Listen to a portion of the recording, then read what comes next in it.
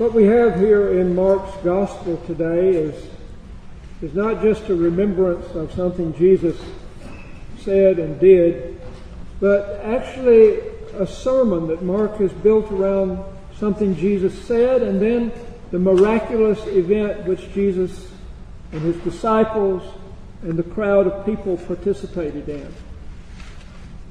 You can tell this is a sermon, for like most good sermons, this teaching is to be received on several different levels.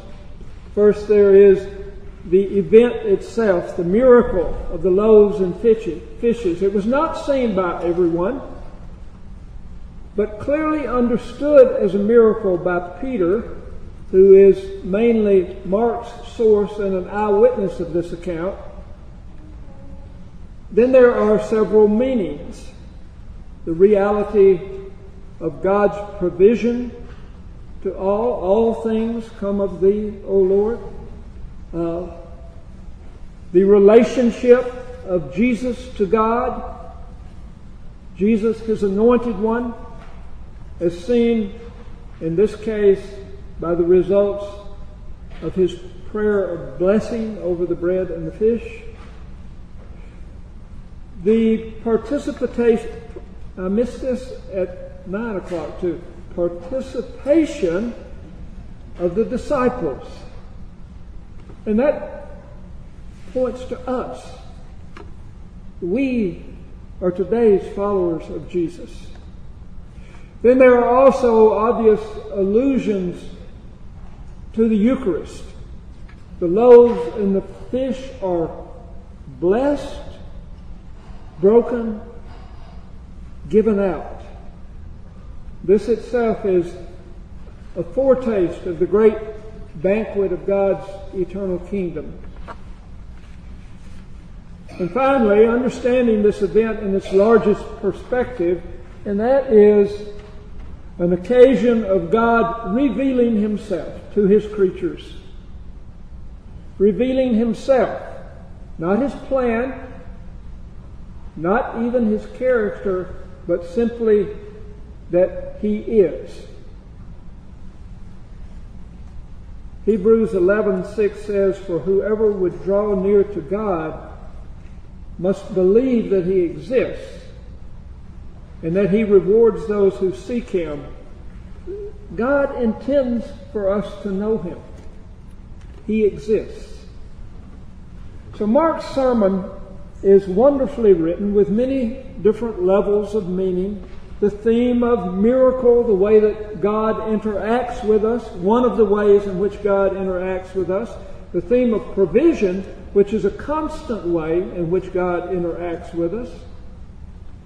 The theme of compassion, Jesus looked upon them and saw they were like sheep without a shepherd and had compassion on them.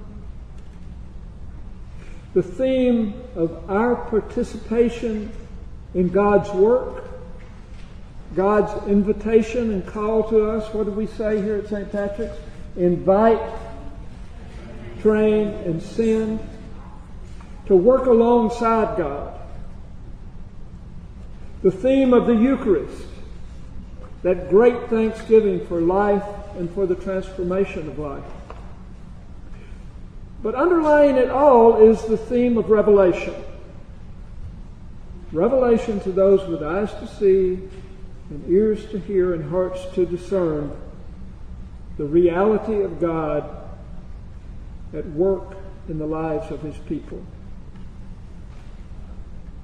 I want to highlight this last theme, God's revealing himself. It is the greatest gift that God gives. But without revelation, we know nothing about the meaning of life. We're utterly lost and left to our devices and desires of our own hearts.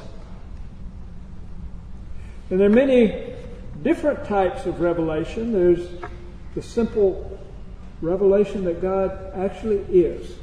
God exists. He makes that known. And then at other times, he makes known who he is.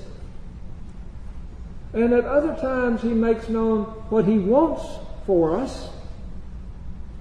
And then how we might work with him. We are designed and created to receive revelation. And yet the basic revelation is that God is. God exists. He is in our lives. And initially I think this is what this event got across to the disciples, that God exists. He has revealed himself in this miracle of the loaves and fishes. The crowd did not necessarily get this. They enjoyed God's provision. They may have even helped to clean up afterwards. But the disciples were beginning to see that when they were with Jesus, they had drawn near to God. Throughout our lives, we sometimes need to be reminded that God is. We're not in this alone. He didn't send us here to be alone. He sent us here to live in His presence. The miracle of the loaves and fishes can be understood as God simply letting us know that He exists and that He is part of our lives. It was not a great rescue from peril. It was not a brilliant insight into God's character. It was not a miraculous healing or a major attack against evil. All of these things can and have happened.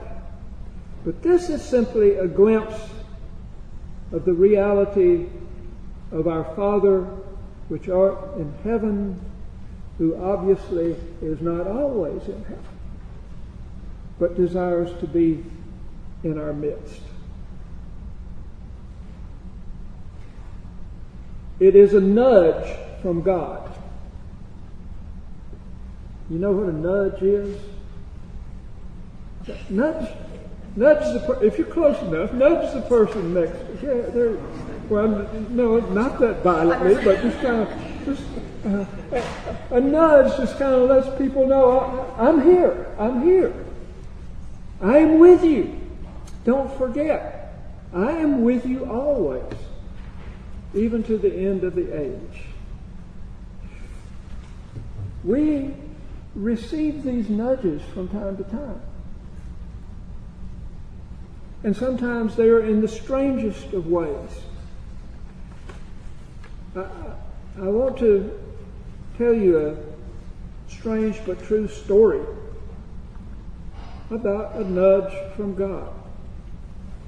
When I had only become a Christian for a few months, I had moved to the town of Jacksonville, Florida. I had taken a job in a rehabilitation center for blind people. It was downtown.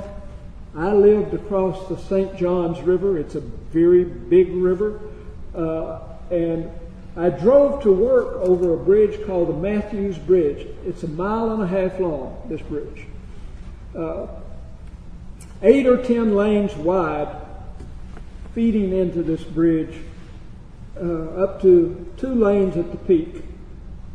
And most of the time, traffic ran smoothly, but there were times when it was bumper to bumper jammed. Do you all pray in traffic? Do you? I was just learning to do this. There had been a huge rainstorm the night before. I had been reminded, I think, from the Lord that I needed to get gas, but since it was raining, I thought, well, I'll get up early in the morning and go get gas. But have you ever planned to get up early in the morning? I didn't get up early in the morning. I got up in the morning at my normal time, which meant I barely had time to get to work.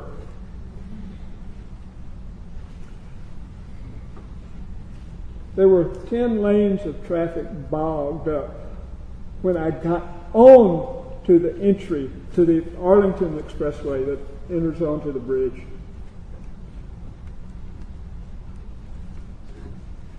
I looked at my gas gauge. It was already a little past E.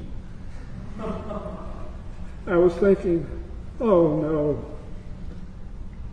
It's a horrible feeling. Late to work, out of gas, all my fault. I wish I had been obedient, but I hadn't been. There was nothing to do but pray. I didn't know whether my car would burn more gas if I just cut it off and then turned it on when we moved a couple of feet, or whether I need to just let it run. I let it run. We sat. In Jacksonville, during rush hour, I'd been told there was a $250 fine for running out of gas during rush hour. Oh. I was feeling sick at my stomach. Very guilty because I had a heads-up reminder and I didn't respond to it.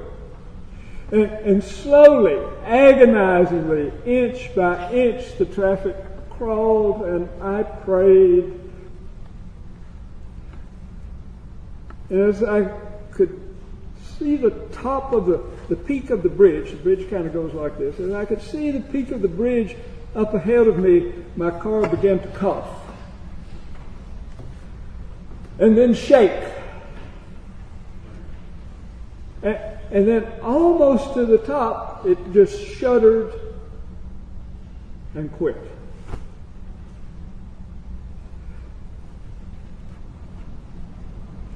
Desperately, I laid hands on the dashboard. and I prayed, Lord, get me over this hump, please. I tried the ignition. It caught. It lurched forward, coughed, and then died. But I had just enough momentum to just get over the hump and then coast for a half a mile down the other side of the bridge and into a service station and right up to a pump. After that, I had no doubt that God existed. He had revealed himself to me on the Matthews Bridge. We need that from time to time. And because we need it, he gives it to us from time to time. We see his hand working in our lives. Not in our religious activities necessarily, but just in our daily lives. He wants us to know he is with us. When we come into church, we're not coming to where he is. He's everywhere. He's with us. He's coming with us when we come here. Guys, he wants us to know he is with us. That's what he wanted the disciples to know. They were beginning to get it. They were beginning to see, to be with God, they needed to stick with Jesus. And that's what we need. In the name of the Father, the Son, and the Holy Spirit. Amen.